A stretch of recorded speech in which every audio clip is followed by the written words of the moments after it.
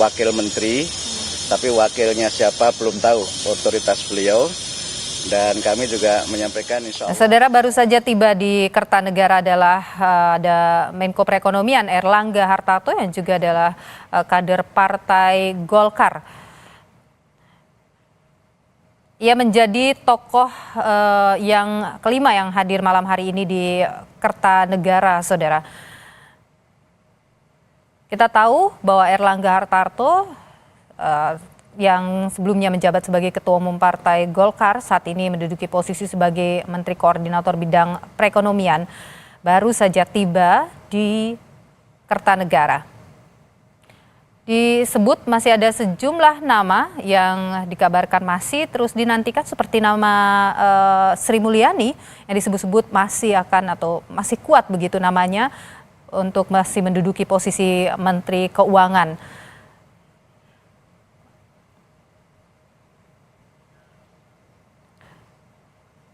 Dan saudara, salah satu nama calon menteri yang dipanggil oleh Presiden terpilih Prabowo Subianto adalah Widianti Putri Wardana.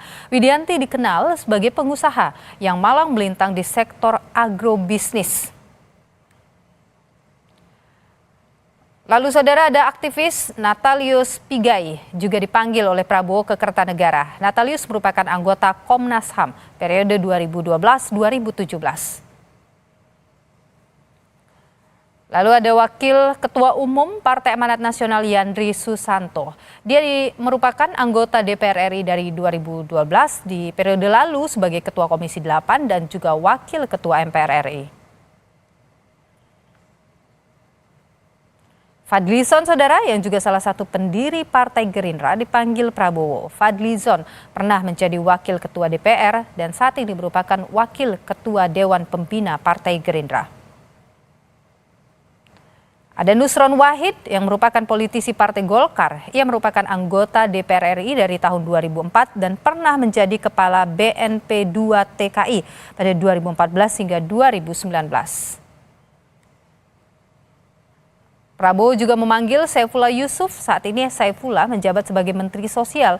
Ia pernah menjabat sebagai Sekjen PBNU, Wakil Gubernur Jawa Timur pada 2008 hingga 2018, serta Wali Kota Pasuruan 2021 hingga 2024. Ada pula nama Wihaji, saudara, politisi Partai Golkar yang merupakan Bupati Batang, Jawa Tengah periode 2017 hingga 2022. Politisi lain yang dipanggil Prabowo ialah Sekjen Partai Demokrat Teuku Rifki Harsya. Ia merupakan anggota DPR periode 2009 hingga 2024. Dan saudara, nama yang baru saja saya sebutkan tadi sudah tiba di Kertanegara, ada Sri Mulyani yang saat ini posisinya menduduki kursi Menteri Keuangan. Nama Sri Mulyani memang belakangan disebut menguat akan menduduki posisi yang sama yakni Menteri Keuangan, saudara. Beberapa waktu yang lalu Sri Mulyani sempat mengunggah fotonya di media sosialnya di Instagram duduk bersama dengan Prabowo Subianto dan juga Wakil Menteri Keuangan Tommy Jiwandono, saudara, yang saat itu ya menggambarkan atau menjelaskan dalam media sosialnya membahas soal anggaran.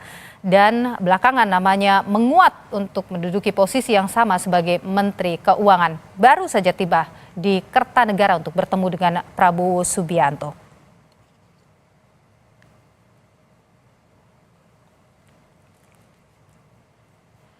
Dan saudara, breaking news Kompas TV, kami jeda sampai di sini. Saat lagi kami akan kembali nanti bersama rekan saya, My Sister Tarigan. Saya Nilu Puspa, terima kasih. Sampai jumpa.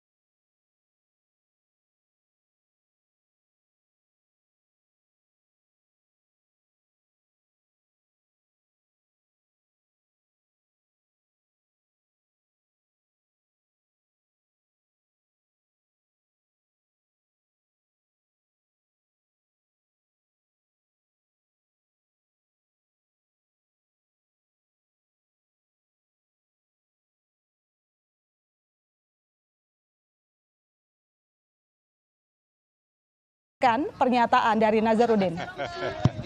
Pelan-pelan. Ya, tadi di dalam itu mendapatkan pesan dan penugasan seperti apa Pak dari Bapak Prabowo? Ya, saya betul-betul sangat surprise ya kan. Saya agak nyangka dan saya kaget dan saya nggak pernah membayangkan ya. Saya baru pulang juga dari ada MOU dengan Grand Sheikh Al-Azhar Mesir kemarin, baru pulang. Tiba-tiba saya dapat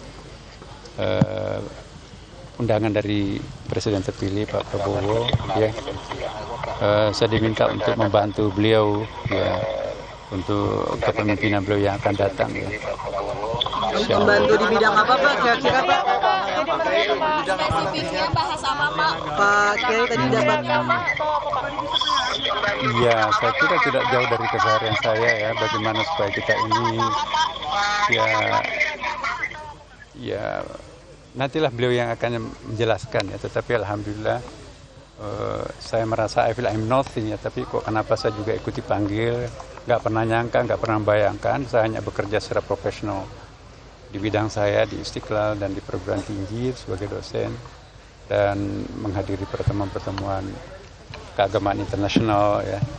Nah, akhirnya saya diharapkan bergabung juga untuk membantu Bapak nanti pada periode akan datang. Jam berapa tadi mendapatkan pemberitahuan Pak untuk datang? Ya, saya tadi habis buka puasa ya, jam 6. Saya sedang buka puasa, Pak. Bisa dipanggil Bapak. Ya udah. Memberitahu sebelumnya nggak ada itu siapa yang hubungi Pak? Iya, ajudan beliau. Tadi di dalam menandatangani fakta integritas nggak Pak? Iya, mana ya namanya fakta integritas? Ya kesiapan iya, tapi yang jelas bahwa insya Allah ke depan mohon doanya ya bersama-sama dengan teman-teman wartawan dan kawan-kawan yang lain. Mari kita melihat ke depan ya. Kesempatan sangat bagus untuk membangun bangsa. Boleh serap ke kanan sedikit Pak? Iya. Oke, saya kira cukup ya. Pak, tapi sebelumnya sudah pernah berkomunikasi dengan Pak Prabowo atau baru kali ini Pak bertemu secara kementerian Pak? Berarti jam 6 tadi ya Pak? Iya. Kapan jam 6 tadi? Jangan tadi ya. Terima kasih. Yang juga ternyata diundang oleh Presiden terpilih Prabowo Subianto. Posisi mana yang kira-kira pas untuk Veronica? Saya tidak tahu ya, karena tapi mungkin Anda bagaimana gitu mengkajinya? Karena sebelumnya nama Veronica Tan tidak pernah muncul sama sekali. Dan sekarang kita dikagetkan dengan sosok Veronica yang muncul di hadapan publik. ya kan bisa jadi dulu ketika zamannya Pak Jokowi ada yang dipanggil, terus tidak jadi juga, karena ada sosok perempuan dulu dari Golkar dipanggil nggak jadi juga, nggak jadi menteri. Lalu ada yang dipanggil juga ternyata jadinya jadi juru bicara presiden gitu kan. Atau kita tidak tahu juga kalau dipanggil misalkan jadi utusan presiden gitu ya, usulan khusus, kita tidak tahu apakah akan ditempatkan sebagai menteri, wakil menteri atau posisi lain. Tentu kita hanya bisa menduga-duga, memprediksi. Tapi apapun itu tentu kalau dipanggil kelihatannya ya akan punya posisi di pemerintahan apapun itu. Mas Ujang, yang kita tahu kan Veronica Tan juga jauh sekali kalau kita dari lingkungan politik ya, selain ya di masa lalu punya mantan suami yang ternyata di politik begitu. Anda melihat dengan adanya Veronica Tan ini adalah menunjukkan bahwa sebelumnya Presiden Joko Widodo sempat mengatakan, mempertegas selalu bahwa jajaran kabinet tidak selalu harus politisi, tetapi juga harus dari kelompok profesional. Apakah Anda melihat bahwa ini cara Prabowo meneruskan hal tersebut? Ya mungkin bisa jadi gitu ya. Tetapi kita harus lihat juga apa yang menjadi kepakaran, apa yang menjadi keahlian Veronica Tan itu juga harus menjadi perhatian kita bersama gitu. Jangan sampai membentuk zakon kabinet tetapi tidak ahli, tidak pakar. Oleh karena itu ya tadi Pak Prabowo yang tahu ya, yang tahu persis menilai dengan timnya soal Veronica Tan tersebut. Ya kita sih mengapresiasi kepada siapapun tokoh-tokoh yang dipanggil baik dari partai maupun profesional. Karena inilah kesempatan untuk bisa mengabdi kepada bangsa dan negara ya. Itu harus dilakukan dengan sebaik-baiknya. Kembali lagi soal nanti apakah posisinya di mana, ya kita kembalikan kepada Pak Prabowo sebagai tadi bagian untuk membentuk formulasi kabinet yang zakon kabinet. Ya tentu kalau ukurannya zakon kabinet, maka yang dipanggil haruslah betul-betul orang yang tepat, orang yang ahli, orang-orang yang mampu. Nah nanti kan publik akan menilai ini. ketika misalkan diumumkan, ketika dilantik, baru akan dapat respon yang besar dari publik. Apakah nanti responnya positif atau negatif? Kita lihat nanti begitu. Ya, tentu kita akan menanti lagi. Nanti saya lanjutkan ke Mas Ujang. Tapi salah satu saudara nama calon menteri yang dipanggil Presiden terpilih Prabowo Subianto adalah Widianti Putri Wardana. Widianti dikenal sebagai pengusaha yang malang melintang di sektor agrobisnis. Saudari layar kaca Anda baru saja keluar Veronica Tan setelah bertemu tidak dengan waktu yang cukup lama, hanya beberapa menit, mungkin kurang dari 10 menit. Kita akan dengarkan pernyataannya.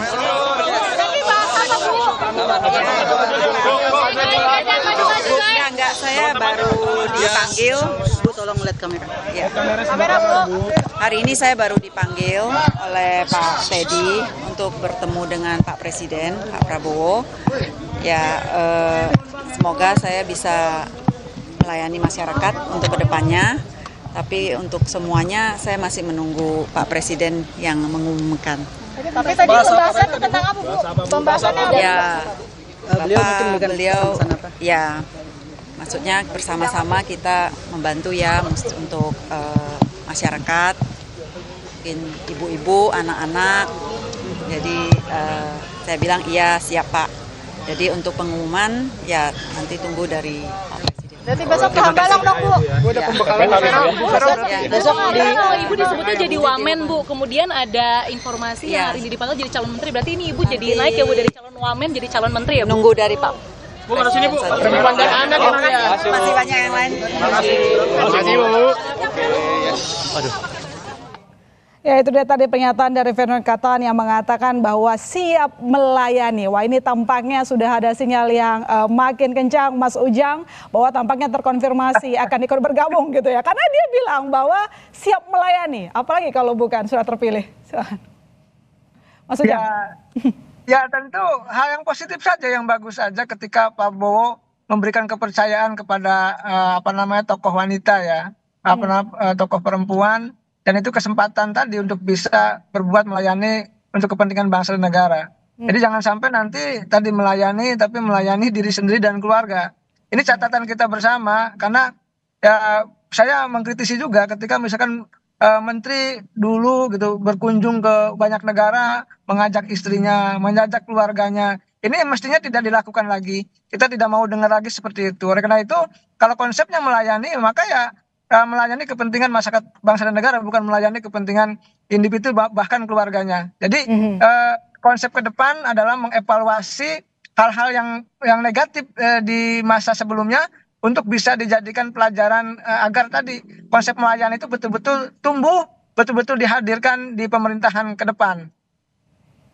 Ya, artinya Mas, apakah kira-kira Prabowo Subianto berani melakukan sebuah gerakan seperti yang dilakukan oleh, bukan berani sih ya, maksudnya akankah mengambil sikap yang sama seperti yang pernah dilakukan oleh Jokowi, menempatkan orang non-parpol menjadi posisi menteri? Karena tadi kita dengar ya bahwa dia tidak bisa menjawab apakah ditawarkan menjadi menteri atau wakil menteri. Ya pasti ya, harus berani. Kalau menteri-menteri itu diisi oleh orang parpol semua, ya tentu ada konflik of interest. Kalau saya banyak ya senior-senior yang jadi menteri itu, kalau ada kegiatan partai harus setor gitu, harus nyumbang. Itu pasti kan dana kementerian, dana APBN, dan itu kan sudah dilarang oleh Pak Prabowo. Nah dalam konteks itu ya sebenarnya kalau dari profesional harus prioritas, harus diutamakan. Karena kalau profesional tidak ada beban, mereka pakar, mereka ahli, mereka independen. Ya jadi langsung running, langsung jalan, tidak harus setor ke sana kemari begitu. Jadi saya memang tidak mendikotomikan ya antara parpol dengan profesional. Tetapi tadi kalau sudah bicara parpol ya pasti ada tagihan-tagihan dari parpol untuk kegiatan-kegiatan parpol yang